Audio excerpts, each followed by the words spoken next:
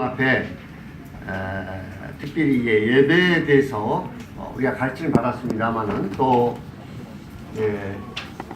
광양교회에서 말씀을 이렇게 드려달라고 요청을 받았는데 주제가 예배입니다. 그래서 예배에 대해서 이 말씀을 좀 많이 살펴보고 있고 또 주님 앞에 확실하게 이 예배를 저에게 알게 해주시고 정말 아버지 하나님이 받으시 합당한 예배를 드릴 수 있도록 그러한 기도를 드리고 있습니다. 우리가 일반적으로 알고 있다고 하는 것들 내가 가만히 생각해 보니까 알고 있는 것이 아니고 또 너무나 막연하게 알고 있는 것들이 너무나 많더라고요. 그래서 제가 이제 내 삶 가운데서 하나님 앞에 순종하고 적용해야 될 이 주제들을 예배부터 쭉 적어가지고 이 부분들을 제가 애매하게 알고 있는 부분을 아주 분명하고 확실하게 알고 하나님 앞에 확실하게 순종하고 확실하게 해야 되겠다. 그래서 이제 그런 부분을 기도를 드리고 있습니다. 그래서 이제 예배에 대해서도 제가 이제 그전까지는 교회에서 드리는 예배만 예배인 줄로 이렇게 일반적으로 알고 있었고 아침에 일어나면 뭐 행자님들 대부분이 그런가 모르겠습니다만은 아침에 일어나서 정글 시작할 때 이제 먼저 기도를 저는 시작하는데 하나님 앞에 엎드려서 계속 뭐 달라고 하는 이것 주십시오, 이거 해주십시오 막 달라고 하는 기도를 한참 드리고 난 다음에 그 다음에 이제 말씀을 이제 봅니다. 그런데 이제 최근에는 개인적으로 하나님 앞에 드리는 예배에 대해서 이제 생각하게 돼가지고 제일 먼저 일어나면 엎드려서 하나님 앞에 엎드려서 경배를 이제 먼저 하나님 앞에 드리고 그리고 찬양을 몇 곡을 하나님 앞에 드립니다. 네. 그래서 이제 개인적으로 하나님 앞에 예배를 드리는 시간을 갖고 그리고 이제 제가 필요한 기도 제목들 성도를 위해서 교회를 위해서 이러한 기도 제목들을 아뢰고 그 다음에 말씀을 묵상하는 그 시간을 갖고 있습니다. 지난 시간 2시간을 통해서 예배를 이제 우리가 살펴봤습니다만은 오늘날 기독교계에서 어느 모임 어떤 형제님도 예배에 대해서 이제 어떤 글을 쓰고 이 책을 이제 썼는데 여기 보니까 성경에 나타난 주제 중에서 많은 주제가 있지만 예배만큼 잘못 인식한 주제는 없을 것이다 이렇게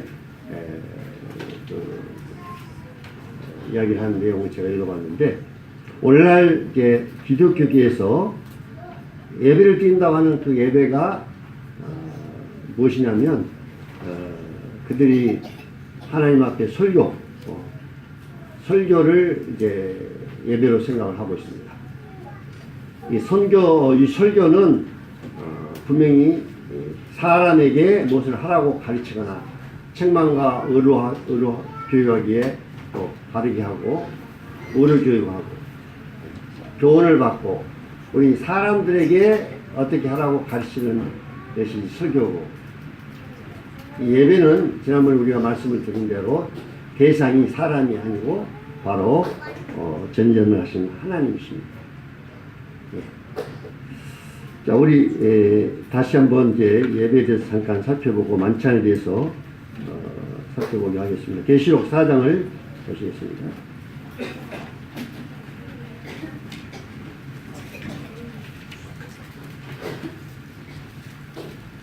4장 10절부터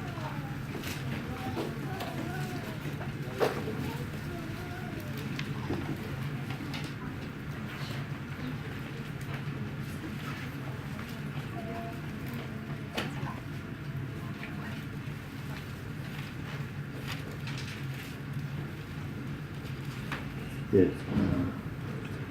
24 장로들이 보좌에 앉으신 이 앞에 엎드려 세세토록 살아계신 이에게 경배하고 자기 관을 보좌 앞에 드리는 일에 우리 주 하나님이여 영광과 존귀와 권능을 받으시는 것이 합당하오니 주께서 만물을 지으신지라 만물이 주의 뜻대로 있었고 또 지으심을 알았나이다 하더라. 보좌에 앉아 계신 분, 그분 앞에 24 장로들이 경배를 드리고 있는 모습을 우리가 여기서 보게 됩니다. 네, 여기서 경배라고 하는 의미는 절한다 하는 뜻이 있습니다. 절한다, 엎드려 절한다. 그래서 하나님 보좌 앞에 24 장로들이 무엇을 했느냐면 엎드려 절을 했어요. 그리고 절만 한 것이 아니라 그의 입술로 우리 주 하나님이여 영광과 존귀와 능력을 받으시는 것이 합당하옵나이다. 이렇게 참 이런 말을 하나님 앞에 드렸습니다. 그래서 우리가 예배의 이 장소를 생각하면 이 경배 장소는 우리 하나님은 우주에 충만하신 분이고 이 땅을 그의 발등상으로 말씀하셨기 때문에 어떤 면에서 이스라엘 신들은 예루살렘이라는 곳에 모여서 그 성막 안에 하나님의 예배를 드리고 그랬습니다만은 지금은 이제 장소에는 구한하지 아니하고 우리가 사실상 어떤 장소이든 간에 오늘 우리 동국계 예배당이라는 장소에 모였습니다만은 우리는 하나님의 보좌 앞에 나와서 하나님의 보좌 앞에 나오는 것입니다. 그리고 뭘 했느냐? 그 자세는 엎드려 절한 것입니다. 그 예배라고 하는 그 의미는 엎드려 절하다. 하나님 앞에 절하기 위해서 경배라는 단위인데 오늘 또 우리가 하나님 앞에 절하기 위해서 왔습니다. 그리고 그분에게 절만한 것이 아니라 우리의 마음에 있는 것을 고백하고 그분을 높이는 그런 이제 감사를 드렸죠. 그래서 가장 높고 위대하신 분 앞에 하나님과 우리 주 예수 그리스도 그분보다 더 높고 존귀하고 크고 영화로우신 분이 없습니다. 예.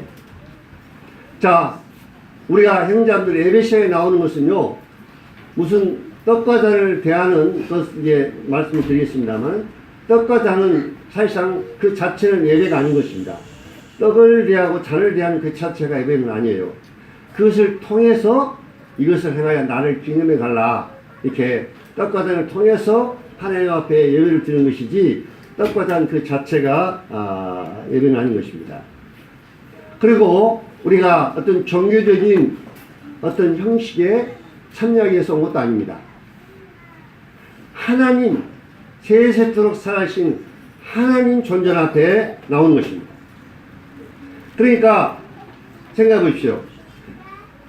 그 높고 위대하고 크신 하나님보다도 더 크고 위대하신 분이 없습니다. 여러분의 마음 가운데 하나님 보좌 앞에 나와서 그분 앞에 엎드리는 것은 이분이 나의 삶에 가장 크고 존귀하시고 높으신 분이다.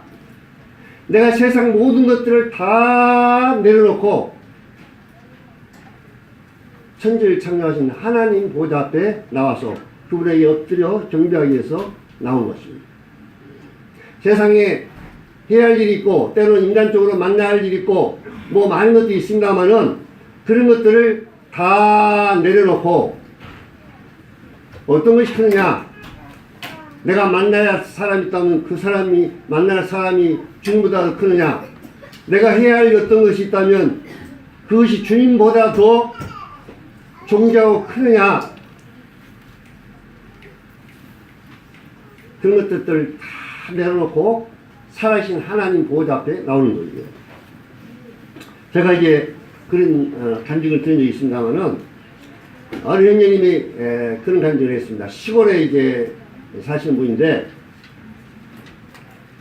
시골에 이제 살면은 이제 벼 타작을 옛날에 이렇게 했어요. 벼 타작. 저도 이 타작을 해봤습니다만은 기계로 처음에는 이렇게 막 발로 윙윙 밟아가지고 하는 경우도 있었고 모터를 돌려가지고 발동기를 돌려가지고 기계로 이렇게 연결시켜가지고 거기다 이제 이렇게 뭡니까 벼를 이렇게 해가지고 이제 타작하는 이제 그런 타작을 시골에 하는데 그 아버지가 아주 무섭고 엄한 분이신데 아들 그분이 이제 형제한테 오늘은 벼 타작하니까 너 교회 가면 안 돼? 타작해야 돼? 하고 이제 아버지 명령이 떨어졌어요. 자, 그러면 이 형제님이 어떻게 해야 되겠습니까? 아버지 말 듣고 벼 타작을 해야 되는가? 아니면 하나님 보호자 앞에 나와서 예배드리러 나오는 거예요. 이 갈등을, 이제 갈등이 있고 또 결정을 해야 되는 거예요. 하나님 앞에 나올 것이냐, 아버지 말 듣고 벼 타작할 것이냐. 물론 벼 타작이 또는 가족의 한 일원이니까 해야 될 일이지만, 그러나 예배만큼, 하나님 보호자 앞에 나와서 예배만큼 더 중요하겠냐, 이게. 그래서 이제 형제님 결정하기를 내가 하여튼 아버지한테 맞더라도, 각오하고 오늘 예배 드리러 가야겠다 하고 이제 그날 모든 걸 이제 어려움이 있지만 다 이제 내려놓고 교회에 와서 예배를 드렸습니다. 그리고 이제 끝나고 이제 집에 갈 때 이제 마음이 두근두근 이제 한 거예요. 또 아버지가 이제 틀림없이 이제 곁을 안 하고 이제 교회 갔다고 이제 뭐 아버지 성격을 아니까 각오를 하고 갔는데 아니 집 가까이 가도 뭐 이 소리가 안 들리는 거예요. 그거 저 뭡니까 그 타작을 하게 되면 기계를 모터 소리도 들리고 벼 타작하면 막 윙윙 이런 소리도 들릴 텐데 아주 조용히 아무 소리가 안 들리는 거예요. 예. 그래서 이제 가서 보니까 무슨 일이 났겠습니까? 네? 네? 기계가 그냥 고장이 나가지고 근데 신기하게도 그 형제님이 도착하니까 기계가 이제 그때 이제 돌아가는 거예요.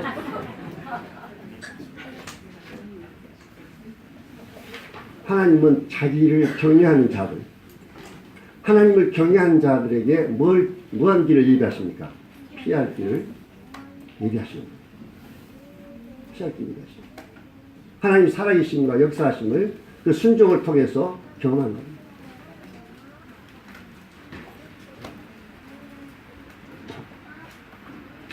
자, 우리가 엎드려 경배해야 한다, 절한다 하는 그런 이제 이 예배 의미가 있는데요. 예배 시간에 사랑하는 형제들 조심할 거 있습니다. 예배 시간에 나와서 우리가 하나님을 받으려고 그러고, 찬송을 부를 때 내가 그 찬송을 통해서 뭐 이루와 뭘 받으려고 그러고, 또 감사드릴 때 어느 형제가 감사드리는 내용을 이렇게 들으면서 뭐 내가 그 감사 내용을 통해서 뭘 받으려고 그러고, 우리 인간이 받는 시간이 아니에요. 예배 시간은. 하나님이 받으시고 우리 인간편에서는 하나님 앞에 드리는 시간이 예배입니다.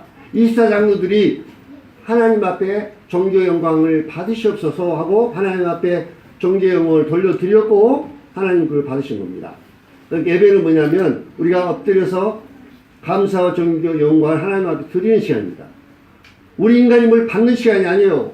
뭐 설교 듣고 내가 뭘 듣는 시간이 아니고 뭘 축복받는 시간이 아니고 내가 찬송을 부르면서 내가 그 찬송 내용에 감동을 받고 뭐 이런 것도 아니고 어느 형제가 드리는 기도의 내용을 들으면서 내가 또 감동을 받으려고 한 것도 아니고 오로지 그 시간은 우리가 엎드려 경배를 드리고 하나님 받으신 시간입니다.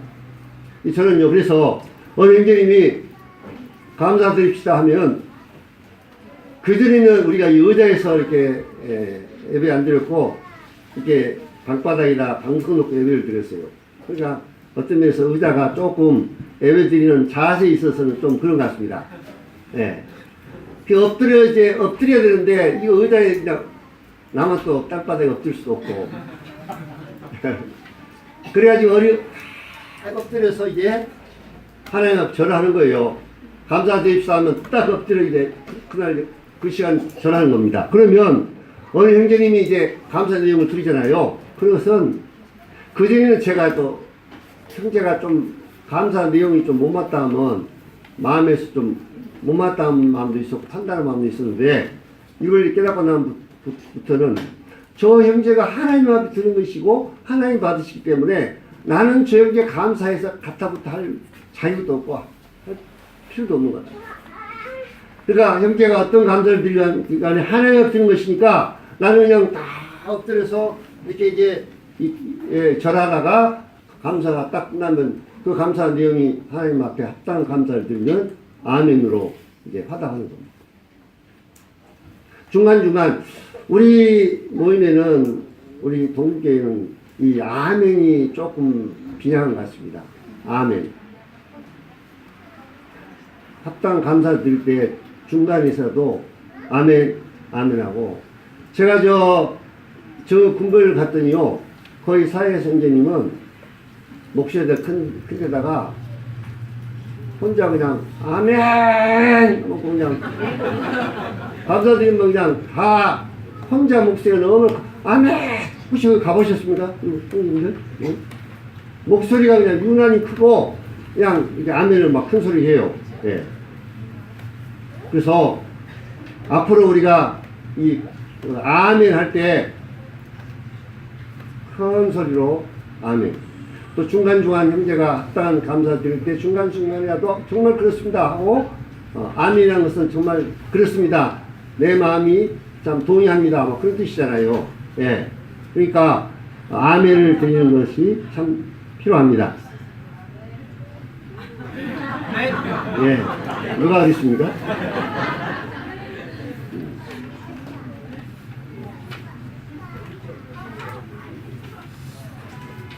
그리고 찬양 부를 때도 사실상 마음을 다해서 찬양을 불러야 됩니다. 어느 형제가, 일본의 어느 형제가 말씀 도중에 이 찬양에 대해서 언급하면서 제가 참 그 얘기를 듣고 그전까지 몰랐는데 아 정말 옳다. 이 찬양은 뭐냐면 우리에게 마음이 있는 기도를 곡으로 하나님 앞에 올려드리는 것이다. 이 찬양 곡을 우리가 보면 참 놀라운 곡들이 많죠. 예배 때 마찬가지로 그러죠. 그 곡의 내용을 뭘로 이게 드린다고요? 곡을 통해서 하나님 앞에 내 마음의 기도를 곡을 통해서 하나님 앞에 올려드리는 것이다. 아, 제가 그걸 이제 듣고는 아 정말 그렇구나. 그래서 마음을 다해서 하나님 앞에 찬양을 드리고 또 찬양을 부를 때 내가 좋아하는 곡, 뭐 내가 이 곡 참 좋아한다. 뭐 나를 뭐 위로하고 격려해주고 뭐 나를 기쁘게 하는 이런 찬송이 아니라 주님을 나타내고 주님을 높이는 이런 찬양이 드려야 되는 것입니다. 찬양 시간에. 그래서 하나님이 우리들에게 엄청난 축복과 은혜를 베풀어 주셨고 이것은 우리가 다 측량할 수 없는 다 말로 표현할 수 없는 은혜를 받았으니까 이게 예배만큼은 또 하나님 앞에 뭘 달라고 또 하나님 앞에 내가 뭘 받으려고 또 하나님 앞에 내가 무슨 축복을 받으려고 나온 시간이 아니라 온전히 하나님 앞에 그분 앞에 존귀 영광을 돌려드립니다. 그래서 우리 형제님들 이번에 말씀드렸습니다마는 찬송과 곡을 선정할 때도 집에서 자세히 살펴봐가지고 야, 이 찬송은 정말 우리 주님을 높이는 찬송하다. 내가 뭐 이 찬송을 통해서 내가 뭐 축복받고 내가 뭐 마음을 막 나를 막 이루어주고 뭐 나를 기쁘게 해주고 나를 뭐 해주는 그런 곡이 아니라 아, 이 곡 내용은 바로 우리 주님을 높이고 주님을 나타내는 곡이다. 그런 곡을 미리 집에서 선정해 가지고 오셔서 택하시기 바랍니다.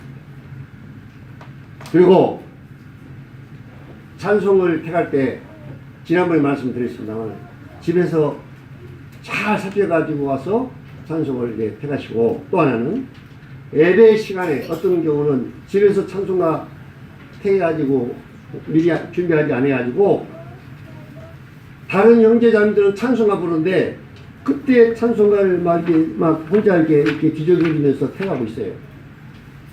찬송 부르는 시간은 같이 하나님 앞에 찬양을 드리는 시간입니다. 그 시간에 찬송가를 곡을 택하는 시간이 아니에요. 뭔지 알겠습니까? 예? 예. 그러니까 집에서 준비하고 오십시오. 집에서.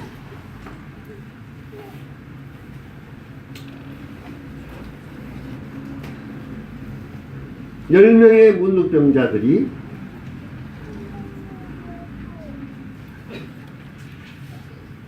주님부터 주님 만나가지고 주님 앞에 불쌍히 해달라고 주님 우리를 구했을 때 주님께서 그 10명의 문둥병 환자들에게 가서 세상에 네 몸을 보이라 하니까 가다가 10명의 문둥병 환자들이 어떻게 됐습니까? 다 깨끗함을 받은 거예요.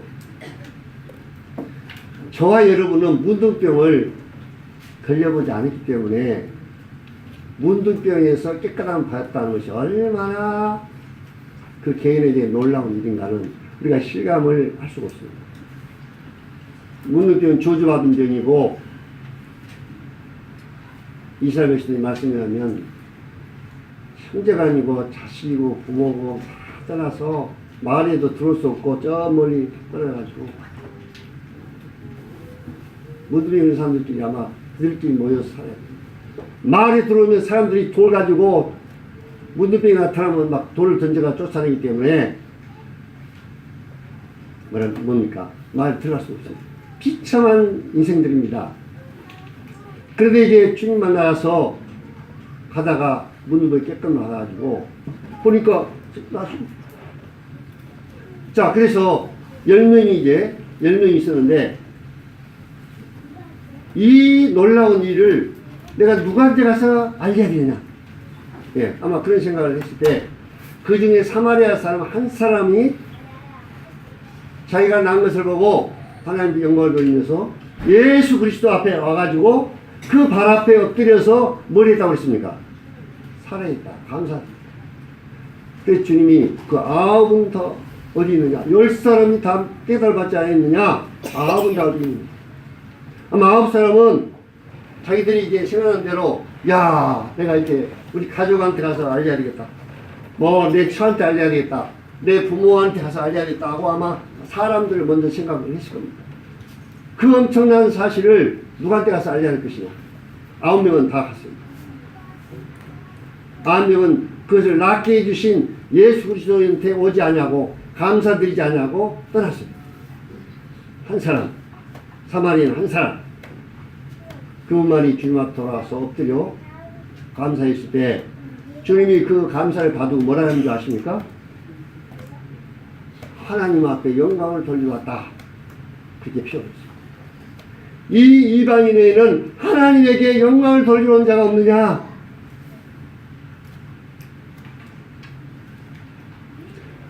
기가 막힐 문둥병에서 깨끗함을 받았는데 당연히 그것을 깨끗하게 해주신 그분 앞에 와서 감사를 드려야죠. 안 그렇습니까? 예. 뭐 부모에게 처자식이 가는 것은 그 다음 일이에요. 그 다음 일. 예수님 앞에 감사드리고 그 다음에 이제 뭐 인간들한테 갈 일은 그 다음 일이지 첫째는 누구냐? 예수 그리스도. 이 한 명이 와서 예배를 드립니다.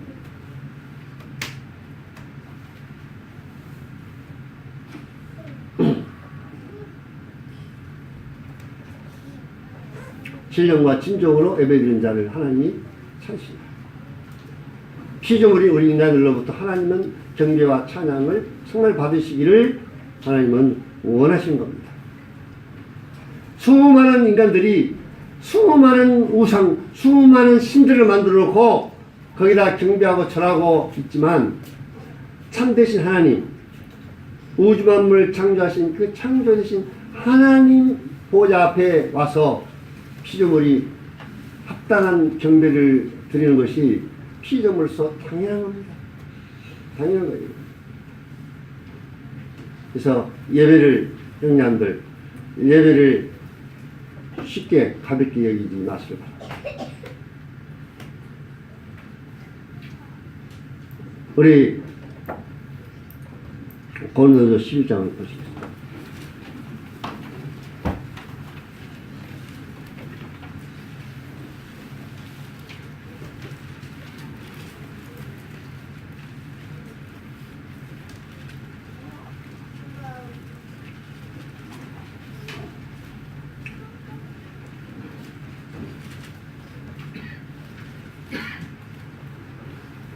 27절. 예, 저는 여러분이 잘 아는 내용입니다. 27절. 그러므로 누구든지 주의 떡이나 잔을 합당치 않게 먹고 마시는 자는 주의 몸과 피에 대하여 죄를 짓는 것입니다. 사람이 자기를 살피고 그 후에 이 떡을 먹고 이 잔을 마시니 주의 몸을 분별치 못하고 먹고 마시는 자는 자기의 죄를 먹고 마시는 것이니라. 그러므로 너희 중에 약한 자와 병든 자가 많고 잠자는 자도 적지 아니하니. 자, 만찬을 잘못되어 가지고 어떤 일이 벌어졌냐면요, 병든 자도 있었고 잠자는 자, 여기서는 죽는 자도 있었다는 겁니다. 하나님이 징계를 받아 가지고 만찬을 잘못되어서 함부로 되어 가지고 병든 자, 심지어는 죽는 자들이 있었다는 겁니다. 자, 그러면 만찬이 무엇이길래 잘못되어 하면 병도 걸리고 또 죽기도, 심지어 죽기도 하고 이런 하나님의 징계가 단순을 받느냐. 단순히 만찬, 떡과 잔을 떼하는 하나의, 어떻게 인간적으로 보면은 하나의 형식적이라고 볼 수가 있겠죠. 자, 우리가 언약궤를 한번 생각해 봅시다. 이 구약의 언약궤는요, 이제 아카시아 나무로 만들어가지고 거기다 금을 입혀서 그 위에다가 이제 천사들, 두 천사들이 이렇게 서로 마주대가지고 맛보고 있는 그 속죄소. 그래가지고 그들 또 그 그룹에다가 이제 금을 해서 만들어서 이렇게 속죄소. 그 언약궤가 있었습니다.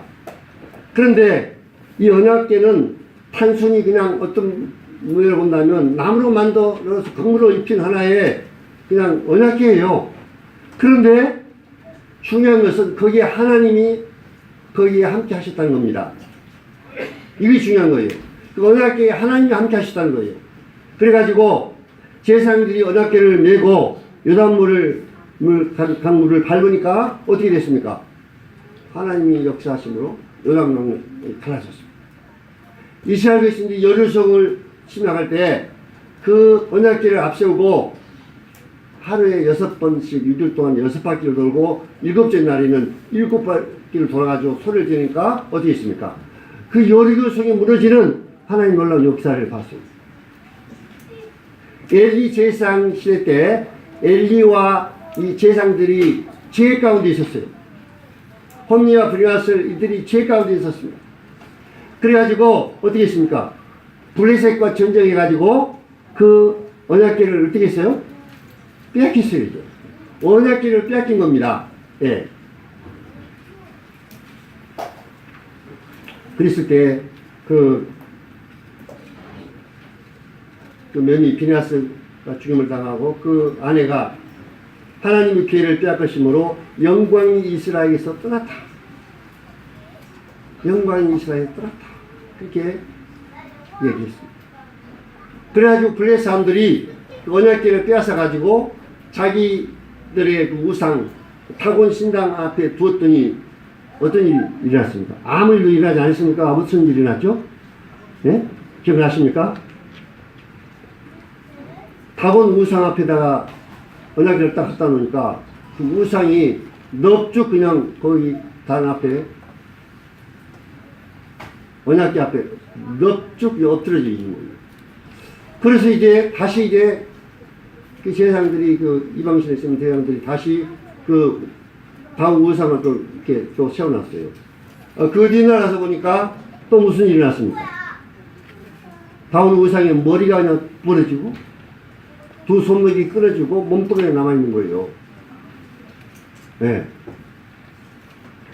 그래가지고 그 언약궤를 빼앗았던 다수곳 사람들이 하나님의 징계를 통해서 어떻게 됐습니까? 막 독종이 막 일어나고 몸에.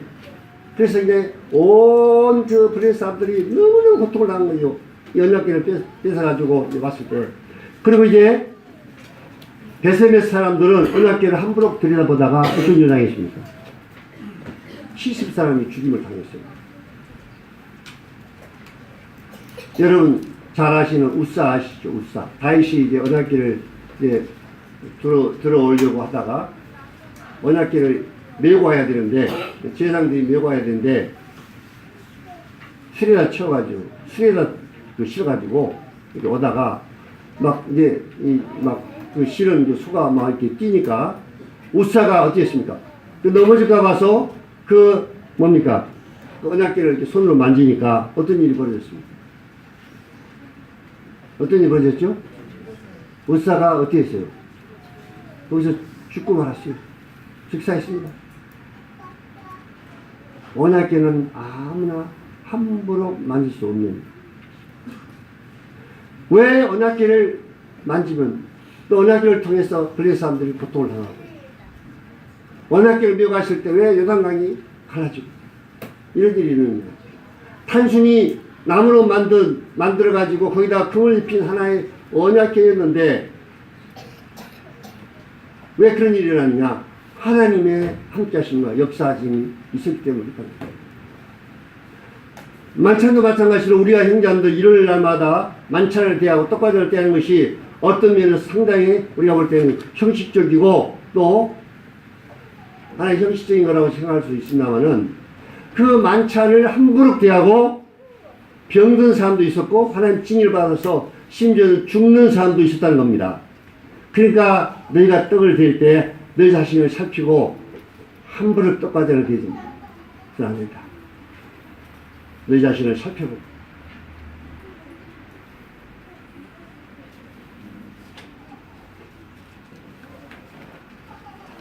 여러분 그 우크라이나의 체르노빌 그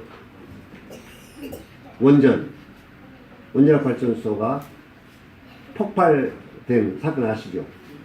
아십니까?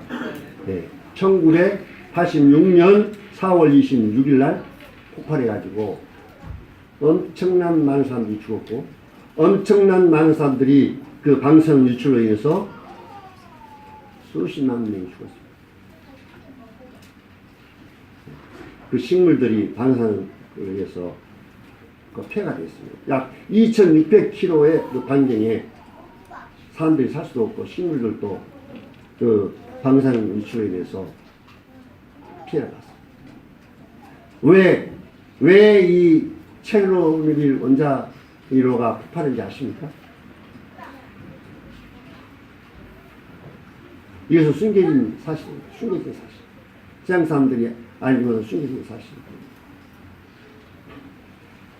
러시아에서 온 그 로제님이 그런 간증을 말씀을 했습니다. 제가 이제 기억이 납니다만. 러시아 공산주의 그때 당시에 그리스도인들을 박해하고 복음을 전하면 옥에 가두고 그래서 비밀이 모여야 되고 산속 깊이 들어가지고 비밀이 모여서 만찬을 대하고 또 침례를 할 때도 그 추운 겨울에 산에 깊이 들어가지고 얼음을 깨고 침례식하고 그리스도인들을 핍박하고 있습니다. 그런데 비행님 하시는 말씀이 이제 만찬을 들고 있는 예배 시간에 쏘는 비밀 경찰들이 그 소식을 알고 그 예배 드리는 그 만찬 장소에 이제 쳐들어온 겁니다. 그래야 그들이 무슨 일을 했냐면요. 만찬상을 발로 막 차서 엎고 이런 일이 있습니다. 그리고 거기 장로들, 지도자들 잡아가 만찬상을 발로 찰 때 거기 장로들이 주름을 가지고 그것을 맞았죠. 우시아 왕이 교만해가지고 왕이 자기가 자기 마음대로 제사장만 들어갈 수 있는 성수에 들어가 분양하려고 하니까 제사장들이 들어가지 말라고 막 말기니까 그때 하나님이 징계하고 뭘 했습니까? 네. 하나님이 직접 징계해가지고 우시아 이 이마에 문둥병이 발하게 해가지고 죽을 때까지 그 문둥병을 고치지 못하고 죽었습니다. 이것을 행하여 나를 기념해달라고 분부하신 이 하나님의 말씀, 이 말씀 앞에서 모이고 있는 이 만찬을, 하나님 함께 한 만찬을 비밀 경찰들이 와서 팔로 막 그 창을 쳐서 엎고, 그래가지고 그 후로 며칠 있다가 체르노빌 원자로가 폭발했다. 그래서 빌린이 하시는 말씀이 하나님의 징계가 다시 있다. 그렇게 이야기했습니다.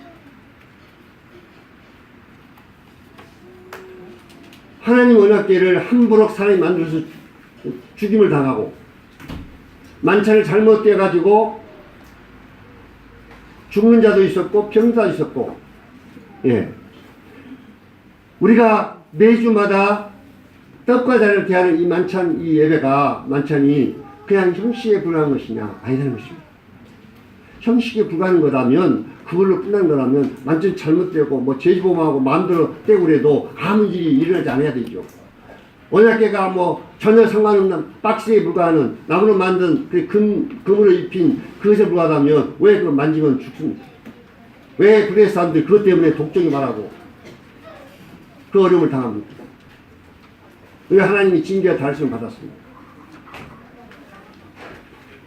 하나님이 함께 하십니다. 하나님이 함께 하십니다.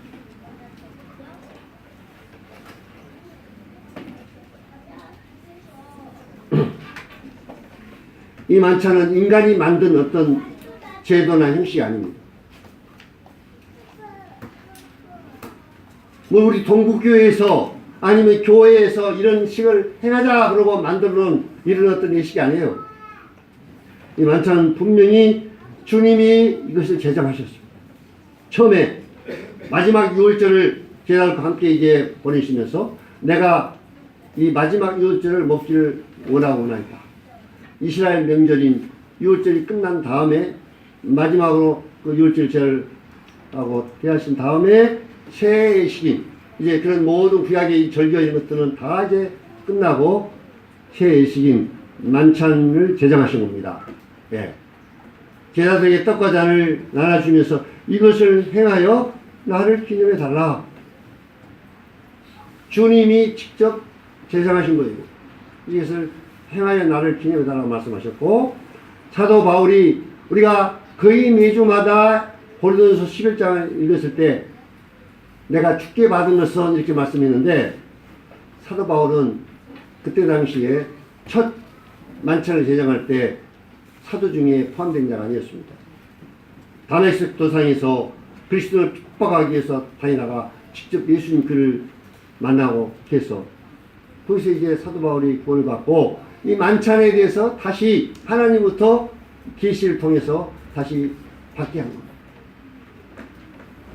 그래서 그것을 다시 고린도전서라고 하는 것을 기록을 해서 이것을 행하도록 말씀하십니다. 그 다음에 사도행전의 초대교회 당시에 만찬을 위해서 교회가 모여서 사도의 가르침을 받고 서로 교제하고 떡을 떼며 기도하기를 전혀 했었다. 여기서 떡을 뗀다는 의미가 만찬을 대하는 것을 말하는 것입니다. 이 교회에게 주신 예식은 딱 두 가지입니다. 이제 만찬과 침례와 만찬. 자, 이 침례는 딱 유례. 여러분 생애에 이 침례는 딱 한 번 받습니다. 그렇죠? 그러나 이 만찬은 반복적으로 주님 오실 때까지 이것을 행하여 기념해 달라고 말씀하셨기 때문에 우리가 주님 오실 때까지 이 만찬 예식을 행하게 되는 것입니다.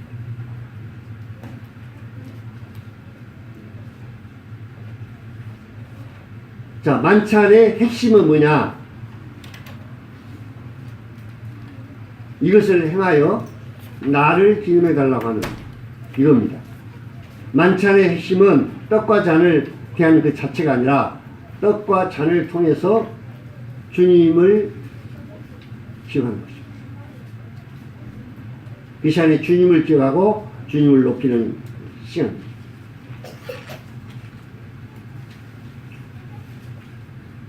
이 떡의 의미는 이것은 내 몸이다 이렇게 말씀을 하셨고 너희를 위하여 준 내 몸이라고 말씀하셨는데 이 몸의 의미는 두 가지 의미가 있습니다. 하나는 우리 주님 실제로 이 몸을 우리 죄인들을 위해서 여러분과 저를 위해서 십자가에서 화목제물로 내어주신 몸, 하나님이 인간을 구원하기 위해서 인간의 몸을 입어야 될 필요가 없는 분이 그분이 하나님이 사람의 몸을 입고 사람 속에 임하셔서 걸어가 다니고 피곤을 느끼고 또 어떻게 됐습니까? 결국 십자가에서 그 모든 고난과 고통을 다시 하나님이 왜 인간의 몸을 입고 이 땅에 오셨습니까? 왜 하나님이 인간의 몸속에 오셔서 제한을 받고 33년 동안을 사셨습니까?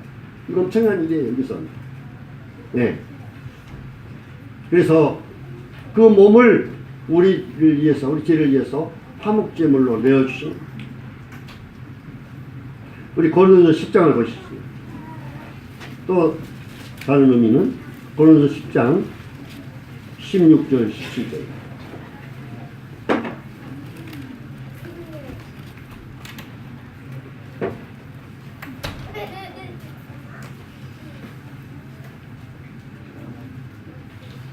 우리가 축복하는 바 축복의 자는 그리스도 피의 참여함이 아니며 우리가 떼는 떡은 그리스도의 몸의 참여함이 아니냐. 떡이 하나요 많은 우리가 한 몸이니 이는 우리가 다 한 떡에 참여합니다. 여기서 또 하나의 의미는 이 떡을 대하는 것은 예수 그리스도의 몸에 우리가 참여한다. 몸에 참여한다. 떡이 하나다. 이렇게 말씀하셨습니다. 우리 앞에 놓여있는 이 떡은 주님의 몸을 나타내고 이 주님의 몸이 바로 뭐냐면 잘 아신 대로 하나님의 교회입니다. 사랑하는 우리 형제 자매들은 모두가 다 구원받은 우리들은 이제 이 예수 그리스도와 연합하여 한 몸을 이룬 것입니다. 우리는 지체들입니다. 그래서 우리가 매주마다 떡을 댈 때 우리는 이 참여한다는 말은 교제한다. 즉 말해서 우리가 한 성도, 우리는 하나고 한 지체고 한 몸에 속한 우리는 하나다 하는 것을 실질적으로 이 떡을 떼면서 우리가 그것을 나타내는 것입니다. 그래서 사랑하는 형제자매들이 구원받고 그리스도 안에 들어와서 그리스도 연합에서 우리가 그리스도 안에서 우리가 참된 연합, 참된 교제를 나누는 것입니다. 떡이 하나다. 우리가 한 몸에 참여한다. 참여한다는 것은 실제 교제를 의미하는 겁니다. 참여.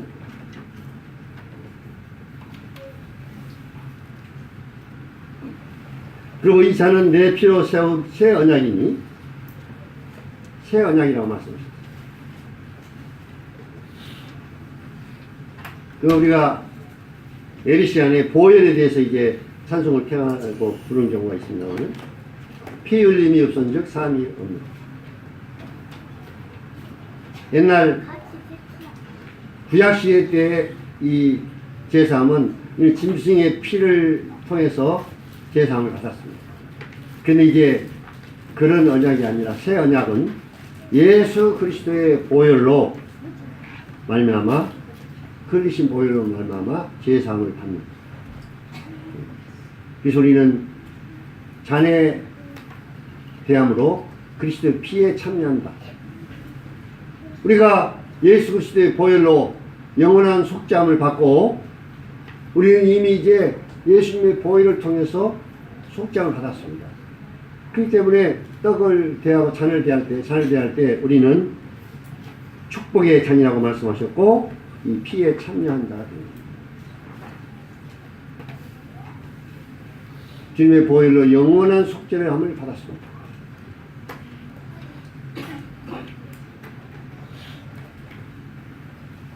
저는 이제 이 잔을 딱 대한 다음에 주님이 나를 이 보혈로 완전한 자로, 완전한 나도 나를 정죄할 수 없고 누구도 정죄할 수 없는 하나님이 의롭다 하시니 누가 나를 정죄하라. 제가 내 자신을 돌이켜보면 정죄할 것이 많고 책망받을 것도 많고 부족한 일이 많이 있지만 이 보혈을 통해서 주님이 나를 의롭다 하시더라.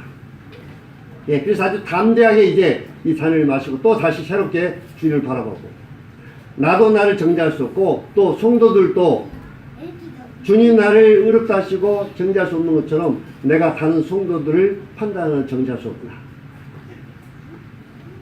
그 형제도 그 자매도 주님이 보혈로 의롭다 해주신 그러한 성도이기 때문에 내가 형제나 자매나 또 어머니가 잘못된 것을 보고 판단하거나 청지할 수 없다. 그래서 이 보혈의 잔에 마시면서 나 자신의 의롭다함을 여긴 것에 대해서 더 확신하게 되고 또 다른 성도에 대해서도 생각하게 되고 담대하게 다시 새롭게 주님을 바라보게 됩니다. 보혈을 의지하고. 자, 이 떡과를 대하기 전에 우리들이 해야 할 것이 있습니다. 자신을 살피고 이 떡과를 대해야 합니다. 언제 자신을 살펴야 됩니까? 예배 시간에 나와서 떡과를 대하기 전에 자기를 살펴봐야 됩니다. 집에서 만찬을 대하기 전에 예배 전에 우리 자신을 살피고 잘못된 것들을 하나님 앞에 자백하고 그러면 믿기수고로사 하나님 우리를 용서해 주십니다. 철저하게 자백할 때는 자백하고 그리고 이 떡과를 대하시고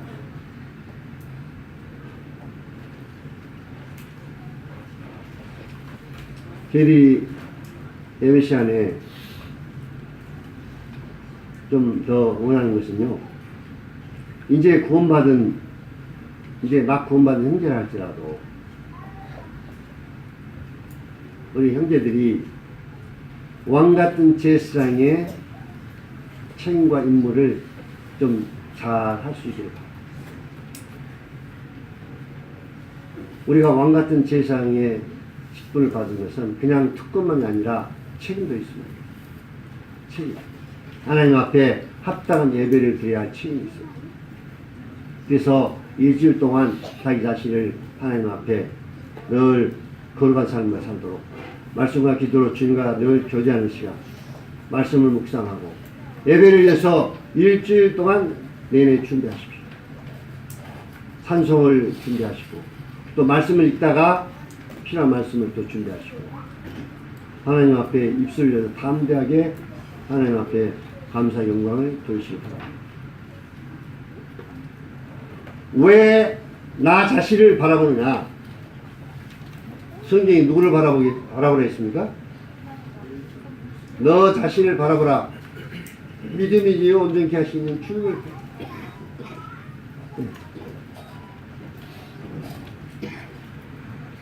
주님을 바라보고 담대하게 은혜 보좌 앞에 나와서 주님 앞에 합당한 존귀의 영광을 돌려드려야 되는 것입니다.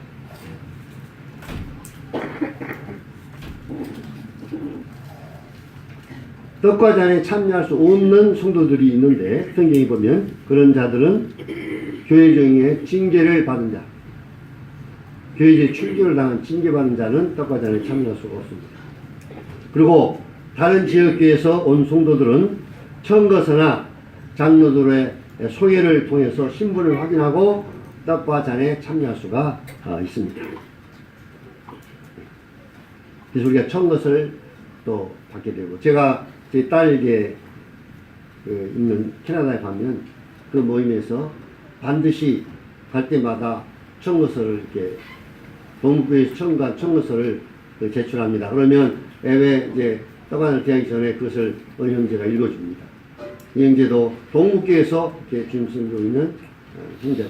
우리가 떡관을 대하는데 아무런 어려움이 없는 형제로서 영접하고 이 떡과전을 대하는 것에 대해서 이야기합니다. 그래서 저도 아무런 어려움 없이 떡과전에 참여합니다.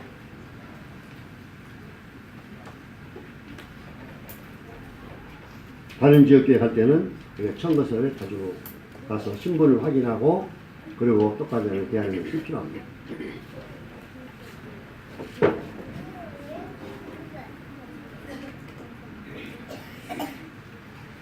다시 강조를 드린다마는 이 만찬의 핵심은 주님을 기억하는 것이고 주님의 존재 앞에 나오는 것입니다. 그래서 우리 주님에 대해서 여러분들이 더 많이 묵상을 해야 됩니다. 하나님 아버지와 그 아들 예수 그리스도의 영원성과 신성과 인성, 위대하심, 창조주, 만주의 주, 만왕의 왕. 그분의 거룩하심, 그분의 사랑과 자비와 긍휼과 은혜, 십자가의 사랑, 부활의 능력, 다시 오심, 저희들의 구주 되심과 주 되심. 제가 몇 가지 적어왔는데, 이러한 우리 주님에 대해서 우리가 더 많이 알고 묵상하고, 그래서 주님을 기억하고 주님 앞에 합당한 존경을 드리는 것입니다. 이 오늘날 예배가 이렇게 보면 인본주의적인 예배가 있습니다. 그리고 아주 형식적인 또 예배가 있습니다. 자, 인본주의적인 예배는 뭐냐면, 예배는 주님을 높이고 주님을 영원하게 하는 것보다도 사람들의 기호에 맞는 예배 형식을 만들어서 사람들의 흥과 감정을 돋구는 찬양, 인간의 축복과 인간을 기쁘게 하는 것들, 그리고 거기에 주님이 빠지고 인간의 욕구를 만족시키는 그러한 예배 형식들, 이것은 아주 인본주의적인 그런 예배인 것입니다. 하나님을 높이는 것이 아니라 사람들을 기쁘게 하고 사람들을 만족시키는 이러한 예배. 그 다음에 형식주의. 주님께서 이 아주 형식과 예식에 빠져있는 바리새인과 이 서기관들에게 책망하시면서, 너희들은 박하와 또 행와 11조의 것은 드리지만 그 더 중요한 공의와 의를 버렸다. 의와 인을 버렸다. 이 말은 무슨 말이냐면요, 이것도 행하고 저것도 행하고.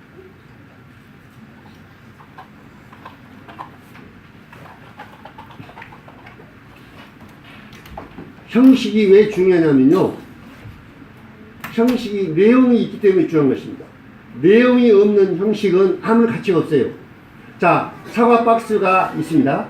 사과 박스, 거창 사과 박스 해가지고 맛있는 사과 박스 해가지고 아주 거창하게 사과 모습을 찍어가지고 박스를 보니까 정말 사과가 먹음직하게 사과 박스가 그래요. 근데 막상 사과 박스를 열어보니까 사과가 거가 들어있는 것이 아니라 배가 들어있는, 배가 들어있어요.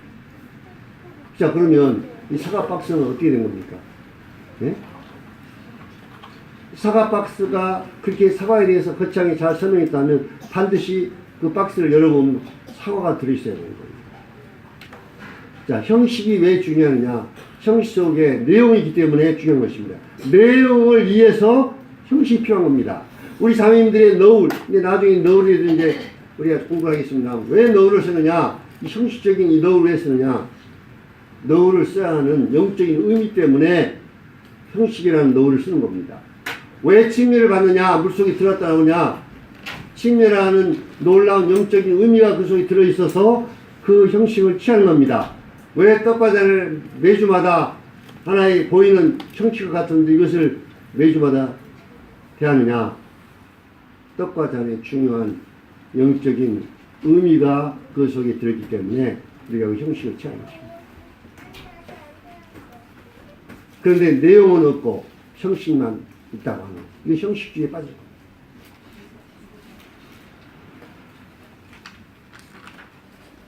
기독교에, 오늘 기독교에 거창한 인간들이 만들어놓은 예배 형식들을 이렇게 만들어가지고 이렇게 하고 있는 그 안에 진정한 이 예배의 영적인 의미가 빠져버린다면 그 하나의 형식적인 예배.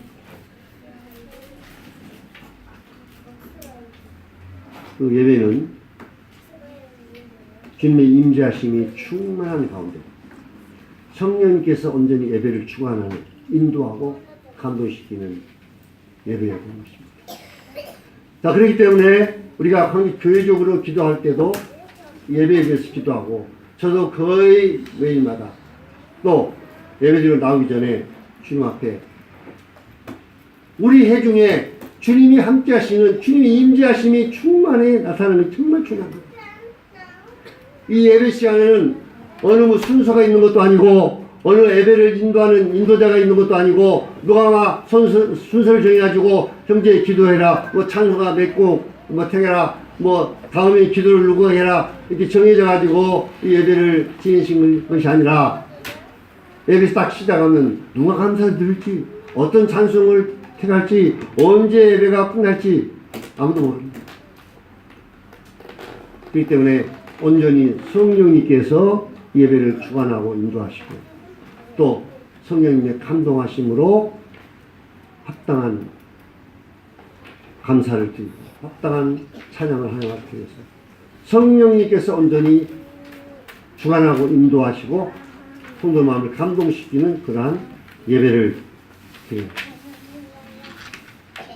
이것은 인본주의적인 그런 예배도 아니고 형식적인 이런 예배도 아니고 오로지 성령님께서 성령 하나님께서 이 성령 하나님이 하시는 일은 성부 하나님과 성자 하나님을 영원하게 이루는 것입니다. 성령 하나님은 자기 자신을 나타내는 분이 아니라 아들을 영원하게 하고 아들을 나타내시고 아버지 하나님을 영원하게 합니다. 성부 하나님을 영원하게 하고 성자 하나님, 삼위 하나님으로서 그런 역할을 하십니다. 그렇기 때문에 이 성령 하나님께서 감동을 받아서 예배를 주관하시고 인도하시는 예배. 그래서 예배하는 자들이 신령과 진정으로 예배하지. 이 신령이란 말은 영적으로 우리나라에는 신령으로 이렇게 나오고 진정으로 나왔습니다만 영어 성경을 보시면 Spirit and Truth 이렇게 나옵니다. 영과 진리로 예배드릴 것입니다. 영적인 예배는 우리 육에서 나오는 것은 다 육인 것입니다.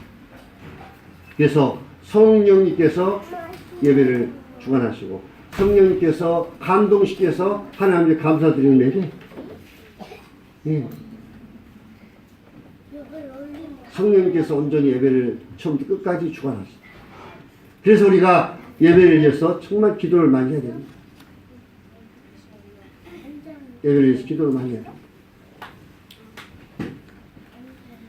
그래서 세상 사람들이 우리 중에 들어와서 예배 참석해. 야, 이게 진짜 누가 뭐 설교하고 누가 뭐 말씀 가르치고 하지 않아도 예배에 주님이 임재하심이 충만하고 성령께서 예배를 주관하고 인도하실 때 부도자들이 왔을 때, 야, 여기 하나님이 계시고 여기 하나님이 계시고